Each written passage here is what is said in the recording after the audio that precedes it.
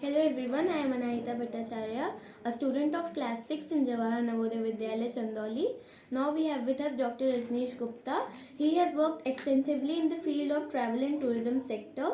He has the unique distinction of guiding German President Frank-Walter Steinmeier. So, I will be asking him a few questions on travel and tourism as a local industry in Varanasi under Career Counseling Project for IC3 International Career Counseling Institute. So, sir, my first question is, sir, please share your journey with us as a student of travel and tourism. Yeah, thank you for inviting me for this interview.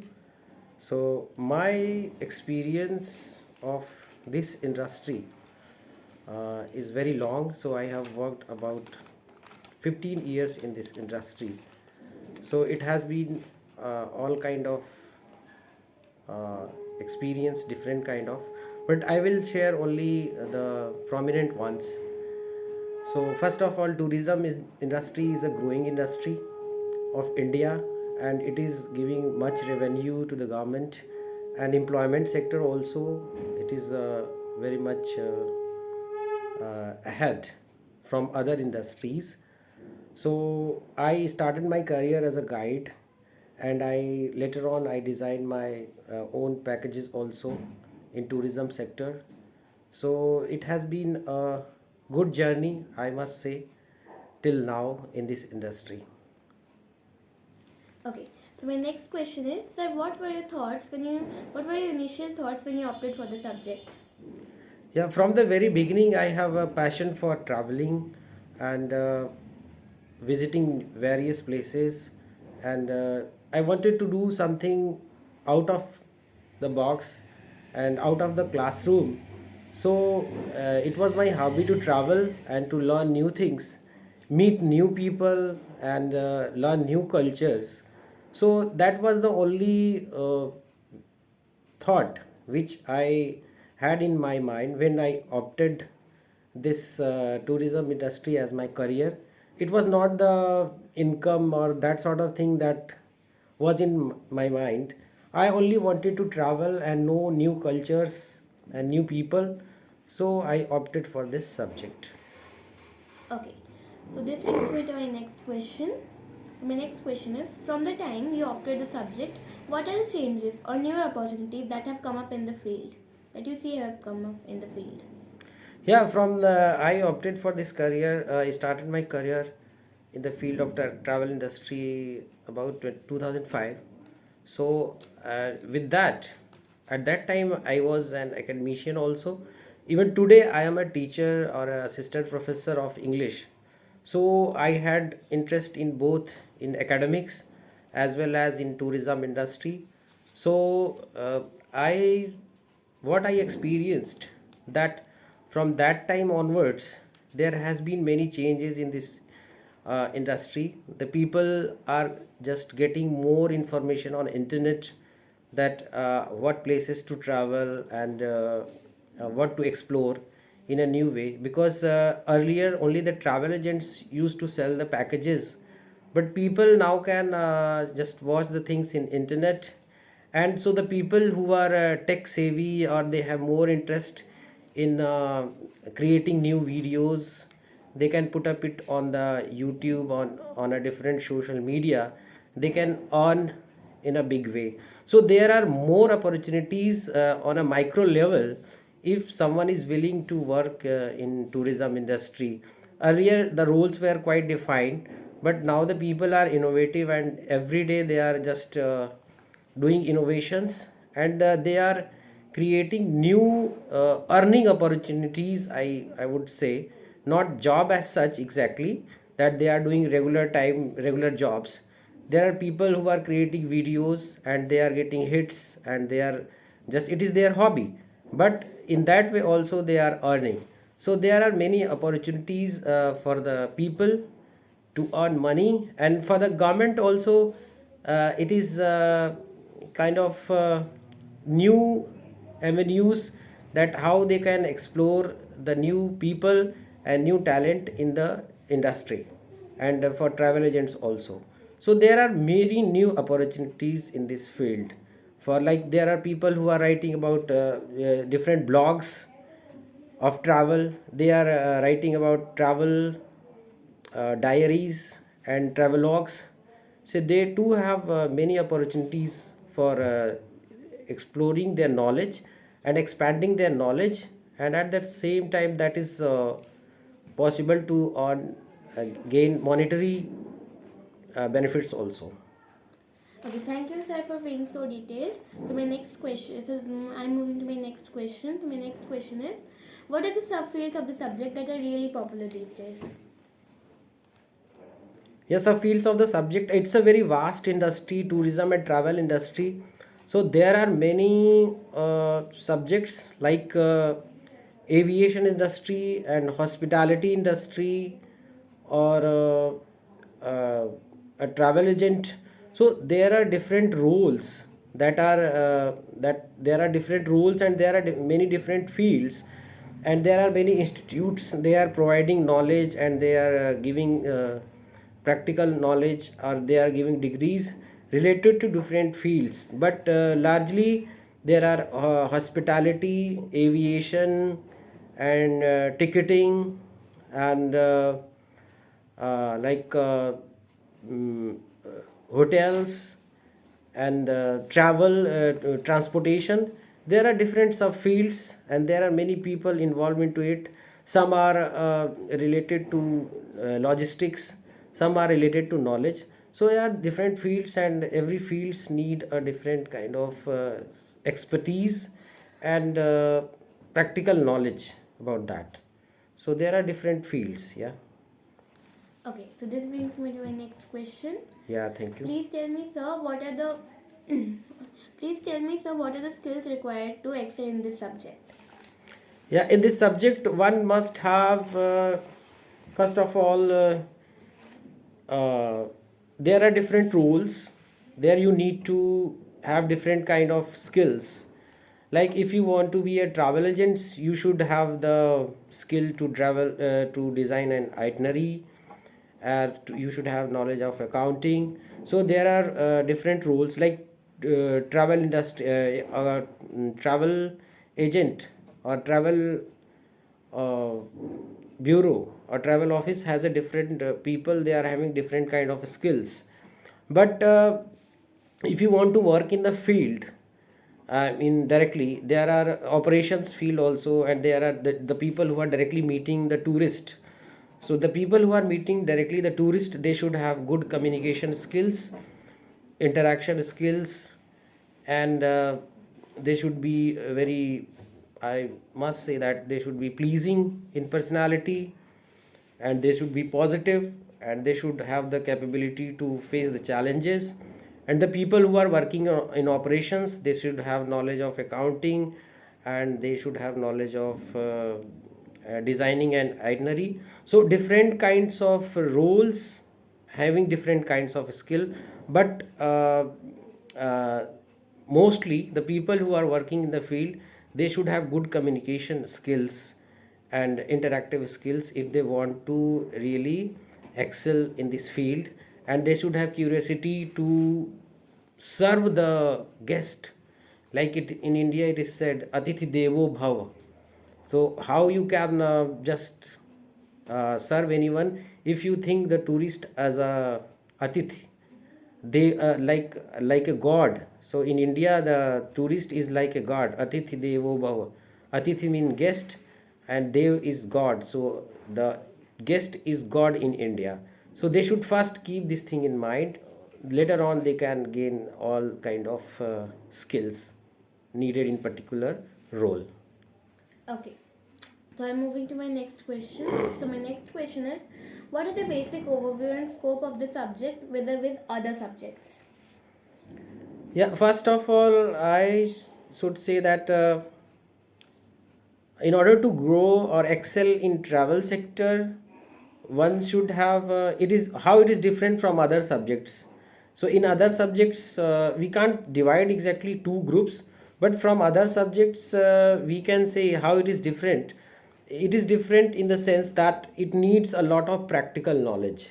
So if you have theoretical knowledge only, then you cannot grow. You should have theoretical knowledge, basic theoretical knowledge. Then after experience you can learn many new things in this field, like how you are just dealing with the tourist, how you are dealing with the demands of the tourists. According to their demands we just cater their needs, like designing the itinerary. That is also first of all we should know, like the person is having interest in spiritualism, or the person is having interest in only exploring the place, or the person is having or the tourist is having interest in food. So according to their taste also one has to design the itinerary based on the skill, based on the interest of the tourist. So it's a kind of subject, I should say that we need to do a lot of analysis of the tourist and their geographical condition and when they want to travel. So we need to do a lot of research before just offering any tourist a particular plan. So that is not given in the books, it is written that we need these things, but only if we work practically, that with the tourist or with the group of people who want to travel, only then we come to know that what exactly we have to design according to their needs. So that is the thing. So it's a largely it's a practical knowledge one should have if one want to excel in this field, yeah, in travel and tourism sector. Yeah. Okay. So this brings me to my next question. Additional desirable skill sets that you see that can help a student to do well in this area of study. Additional desirable skills, there are many things that we need. First of all, apart from communication and uh, investigation or the habit of serving anyone, one should have a lot of one should read a lot of literature depending upon their interest, and if you want to make the things better, we always need to do more research. As an academician I would like to say, and as a tourism professional also, I would like to say that we need to do research and skills.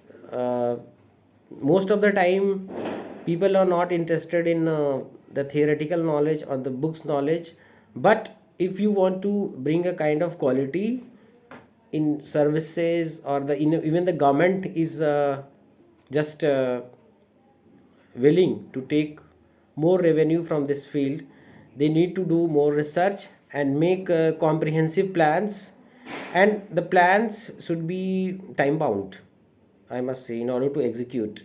It should not be that I am making this plan and it is taking more than the needed time, then it is out of the need. So we need different kind of skills for different kind of areas of tourism. Yeah. Okay. So my next question is, so where do you see this subject doing in post-automation world? Yeah, this subject is very it has become very interesting, that after post automation I already mentioned that people are most of the time now they are using social media to know about the things. So the people who are working this industry, or even the government, they need more promotional material that is in soft form, or that is published on social media. Earlier they used to have only literature, written literature, but now they need more catchy topics, or they have to make it more attractive, any kind of ad or any kind of content. So it has become um, more interesting, means we need a kind of creativity from all stakeholders if they want to promote tourism in this region or anywhere. They need to be more creative, and they need to be more planned, because there are different channels now And there is a they should hire more people of they should like the people who are having technical background, like they are having more knowledge of powerpoints. Like if you want to show any destination, so you should have powerpoints related to that, and you can share that, like cuisine, food of that area, so that you have to present now in an interesting way, and that can be easily done by experts of the people who are creative in this computer field. So one has to change a lot. The marketing strategy is also changing. Most of the things are coming online nowadays. So travel industry is also coming in online mode. So everything has to be now, and now you can say there is a mm, more expertise needed in the field of technology than the number of human resource, I would like to say, in the post automation world. So it has become more challenging to market a product in Okay. this post automation world. Yeah. Okay. So this brings me to my next question. Sir, can you crystal gaze in future to guess any two possible job roles that may come up, though presently not thought of? Yeah, there are many job roles that are not presently being done. Like uh,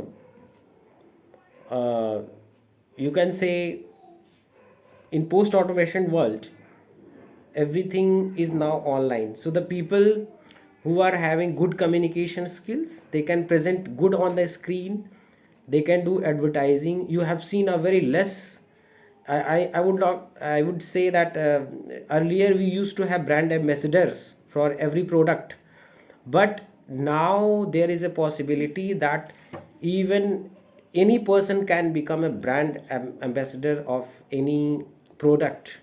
Like you are from Varanasi, so if you know something about Varanasi, you can make a video going to a place, and you can do some research, and you can tell about that place. So you can become a brand ambassador for that, and you can just take up that thing as a job also, because there are few people. It's a skill. If you can speak good, you can present any information in a nice manner that attracts people. So there are very few roles that are having this thing, because earlier you can say even today, like there are many famous personalities, they are doing advertising of a particular place. Like in India, Amitabh Bachchan was doing advertising of Kutch area of Gujarat. So but it has now become more general to become a brand ambassador. So even the normal people are becoming brand ambassador of any product now in tourism products also. So it's a I see a vast opportunity in this particular role, and that is related to tourism industry. So this role can be a role for that, that the new jobs are coming up. So we have to do more research on that, and that can be created, and that is not even present today. Very few people are doing that, but it could be done more professionally and in a more presentable way. Yeah. Okay. So moving to my next question. Sir, can you do a SWOT analysis of travel and tourism industry in Varanasi Chandauli belt? Varanasi Chandauli belt. Yeah. Strength, you can say, as in tourism industry, Varanasi is a place that is it is, when I have been in tourism industry, so it is a spiritual capital of India. So the people who come, its strength is something like it is a center of religion, particularly Varanasi, because it's a center of three religions: Hinduism and Buddhism, that is the place of Sarnath, that is only 10 kilometers from Varanasi, and the place of Jain people also. So particularly for two religions, it is center, and for Hinduism, one cannot say, it goes beyond the beyond to say that how much important it is as a place of pilgrimage for Hindu people. But it is equally important for the people who are coming to for a Buddhist tourism. Like it's a place, Sarnath is the place where Gautam Buddha gave his first sermon to his five disciples. So it is making a kind of circuit, tourism, Buddhist tourism circuit. The circuit is known as that place of it's a group of places, like the people who come here directly to Sarnath, then Bodh Gaya, that is 200 kilometers from Varanasi, and then Kushinagar. So it's a place of three where in Bodh Gaya Gautam Buddha did his meditation, and in Kushinagar he took his last breath. So Sarnath is the place of where he gave his first sermon. So it's a place of pilgrimage for Buddhist tourists also. So we you wonder that we have direct flights from Thailand and Sri Lanka, and from China, I think also direct flights to Varanasi. And yeah, for Chandauli I would say that there is vast opportunity of ecotourism. Like we have many new fossils, we have and there is a lot of nature tourism. But weakness, I would like to say that we are still lacking the infrastructure, and weakness is connectivity. If someone is traveling to Varanasi, the tourist will travel most of the time by flight. So it becomes difficult for the travel agent to make it cost effective if we compare it from Delhi, Agra, and Jaipur. Because these circuits can be Delhi, Agra, Jaipur, one can travel by car. So it is more cost effective than traveling to Varanasi. But I just earlier mentioned the people who want to explore cultural tourism and they want to do pilgrimage tour, so it is much sought after. And opportunities also there for the people who are working in different fields. But at the same time, I would like to make a particular mention of the people who are coming for different religious uh, puja or religious rituals, like they are coming for Sradh, or they are coming for just go to Vishwanath temple. So there is a lot of new opportunity for the people who are working with these uh, establishments. Like people are coming to just do puja with the particular priest or group of priest, and so they too have good opportunities that is not available in other cities. So the people who are associated with religious tourism, they are also getting more opportunities to earn or to expand their horizons. And these are the things that yeah, I have to mention in this regard. Yeah. Okay. So, this brings me to my next question. So, my next question is, sir, it is in the news that Varanasi as a tourist attraction has surpassed Goa, especially after inauguration of Kashi Vishwanath corridor. What do you think of it? Yeah, definitely. I would like to say that after the prime ministership of when Mr. Narendra Modi took the prime ministership of India, and elected as he was elected as member of parliament from Varanasi constituency, or member of parliament seat. So he has done a lot to for the tourism of Varanasi. Not exactly as a tourism for Varanasi, but Varanasi is the oldest city of world. So it has many narrow lanes, and people had difficulty in going into different lanes, and the infrastructure was also not up to the mark for the tourist. If you talk about tourism, so he has done a lot to just bring it on the world map. And what he has done particularly to highlight the importance of Indian culture and religion. So Varanasi cannot be, there is no other place than Varanasi to highlight these things, culture and religion of India.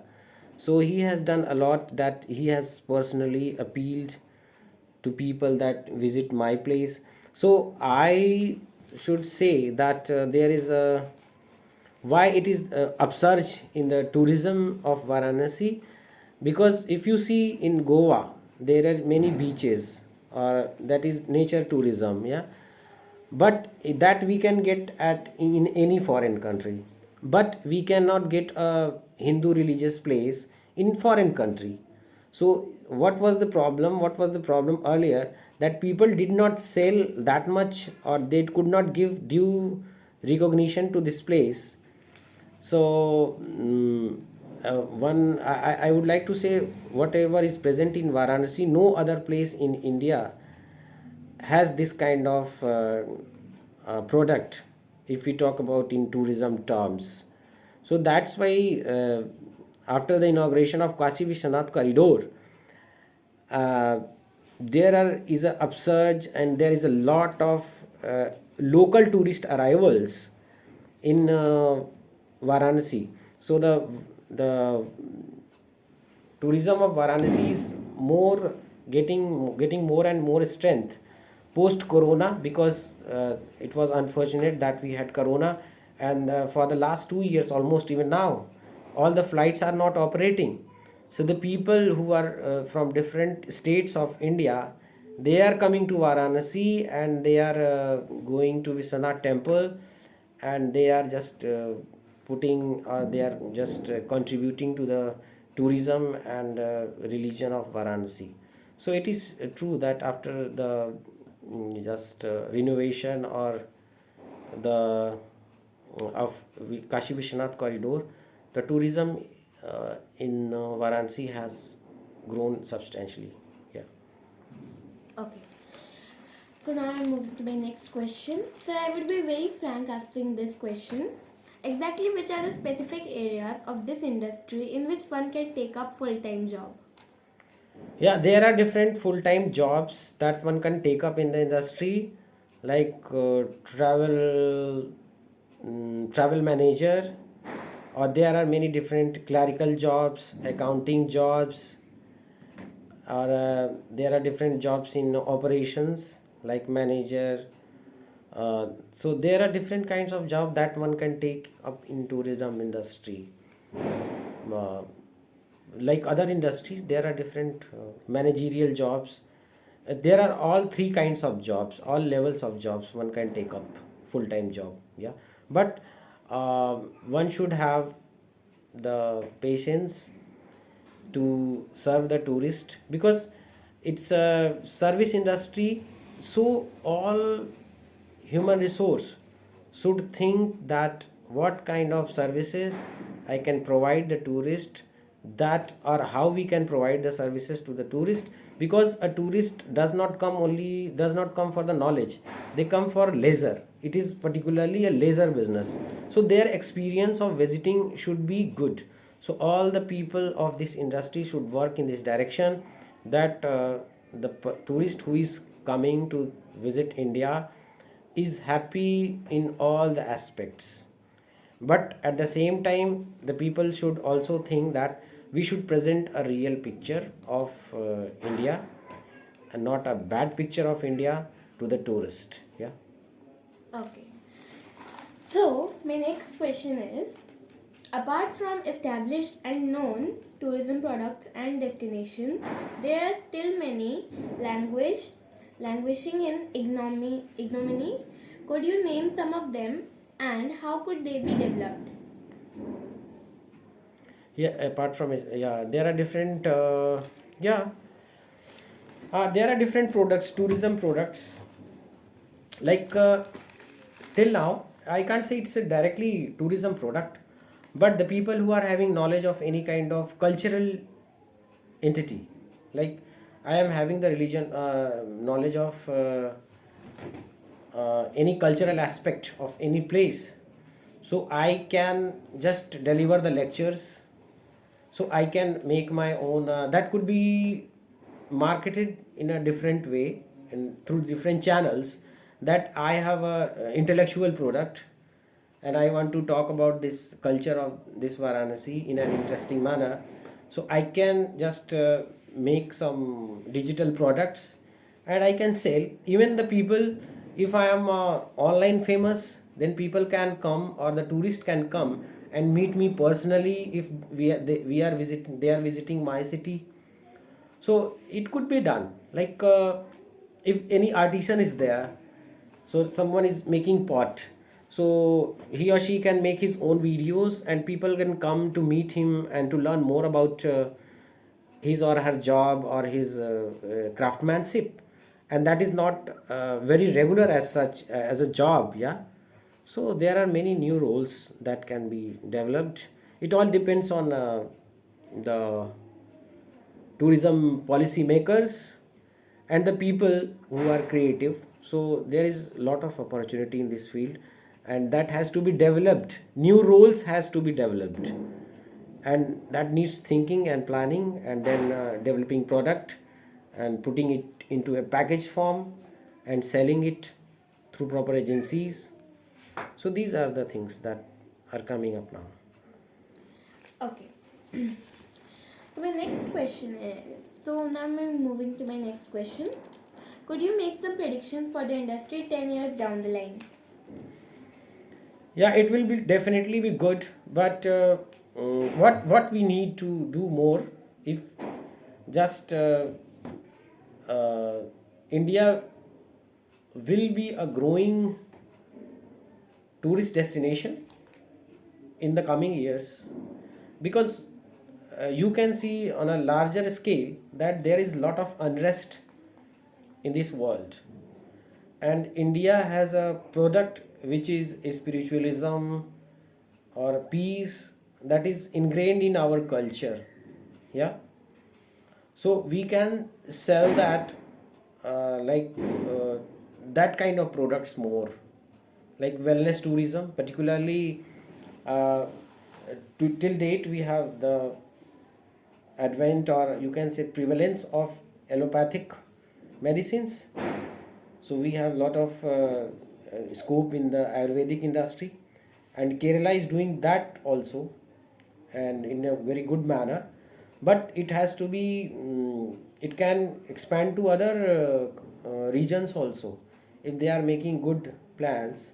So there is a need of creating new products in that new field, and then definitely the tourism uh, of India is going to grow massively in next 10 years. Yeah. Okay. So this brings me to my last question. So, what are the take-home perks in various job roles of the industry? Yeah, if someone is starting, there are various rules, but particularly I would like to say only full-time jobs. Like if a manager, it is depending on size of the organization, role of the individual. But if by and large, I will give you average picture, that if someone is working at the level of manager, entry level, he or she will be getting about 30,000, and someone is working as a, like in transport industry as a driver, that is also part of industry, that is transportation industry, he will be getting 10,000. And if someone is doing some office jobs, they'll be getting 15,000. These I am talking only on entry points. It's not that the people who are experienced they are also getting the same thing, but it gradually it becomes more, and they get increments depending upon their size, depending upon their qualification and experience, and growth of agency. So this was the broad picture that what we get in tourism industry as perks at entry level. Yeah. Okay, that's the end of the interview. Thank you, sir, for giving us your precious and valuable time.